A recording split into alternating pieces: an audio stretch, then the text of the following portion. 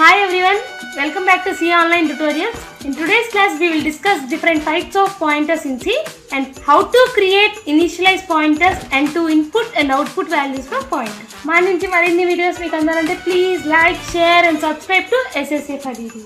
Pointers are special variables that are used to store addresses rather than values. Pointers అనేవి variables లాంటివి, కాకపోతే ఇందులో వాటి అడ్రస్ స్టోర్ చేసుకుంటుంది. Pointer syntax int star p అని ఇచ్చాము.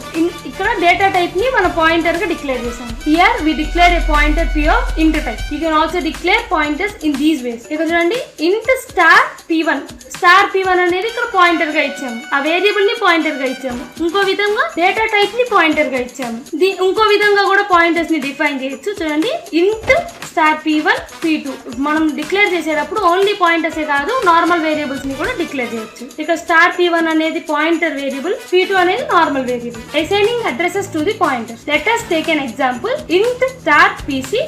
ఇక్కడ చూడండి స్టార్ pc అనేది పాయింటర్, c అనేది వేరియబుల్. ఇక్కడ c లో మనం 5 అనే వాల్యూని అసైన్ చేసాం అనమాట. pc లో c యొక్క అడ్రస్ ని స్టోర్ చేసాం. ఇప్పుడు చూడండి here 5 is assigned to the variable c and the address of c is assigned to pointer pc. Use of addresses. చూడండి ఒక చిన్న ప్రోగ్రామ్ చూద్దాము. #include stdio.h #include con.h int main int var is equal to 5. ఇప్పుడు variable లో మనం 5 అని store చేసాము. ఇప్పుడు చూడండి ప్రింట్ var %d var. మనం వేరియబుల్ ని ప్రింట్ చేయాలి అనుకున్నప్పుడు var అని ఇస్తే చాలు. ఒకవేళ దాని అడ్రస్ ని ప్రింట్ చేయాలి అంటే & సింబల్ ఇవ్వాలి. Changing value pointed by pointers. Let us consider an example. int star pc c is equal to 5. ఇక్కడ నుండి స్టార్ pc అనేది పాయింటర్, c అనేది నార్మల్ వేరియబుల్ మనం చెప్పుకున్నట్టు. ఇప్పుడు pc లో c యొక్క అడ్రస్ ని మనం స్టోర్ చేస్తున్నాం. c వాల్యూ ఎంత 5 ఉంది, దాన్ని కాస్త మనం c is equal to 1 గా మార్చేసాం.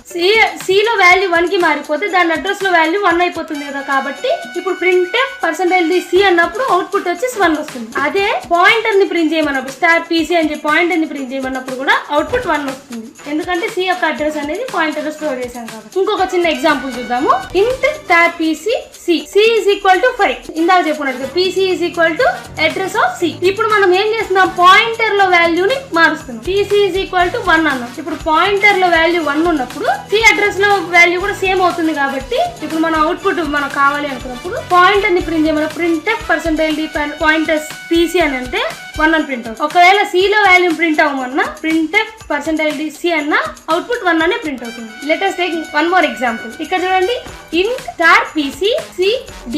ఇక్కడ c d అనేది నార్మల్ వేరియబుల్, పాయింటర్ వచ్చేసి pc. ఇప్పుడు c లో ఒక వాల్యూ ఇస్తున్నా, d లో ఒక వాల్యూ ఇస్తున్నా. c లో వచ్చేసి 5 అని ఇచ్చాను, d లో వచ్చేసి -15 అని ఇచ్చాను. ఫర్ ఎగ్జాంపుల్ మనం ఇప్పుడు pc లో అడ్రస్ ఆఫ్ c ని స్టోర్ చేయాలి అనుకున్నాం. అది స్టోర్ చేస్తే దాన్ని ప్రింట్ అయ్యేటప్పుడు వాల్యూ ఎంత అవుతుంది చూడండి. printf %d పాయింటర్ pc ని ప్రింట్ చేయమన్నప్పుడు c లో ఎంత వాల్యూ ఉంది 5 ఉంది కాబట్టి 5 అని ప్రింట్ అవుతుంది. మనం ఒకవేళ d ని ప్రింట్ చేయాలి, d లో ఉన్న అడ్రస్ ని ప్రింట్ చేయాలంటే pc is equal to address of d. Pointer లో c యొక్క అడ్రస్ ని అసైన్ చేసినప్పుడు పాయింటర్ లో c వాల్యూ అసైన్ అయి ఉంటుంది. అదే d అడ్రస్ ని స్టోర్ చేస్తే, d అడ్రస్ ని అసైన్ చేస్తే d వాల్యూ పాయింటర్ లో అసైన్ అయి ఉంటుంది. దాని సింటాటికల్ గా ఇక్కడ నేను చూపిస్తున్నాను. Thanks for watching.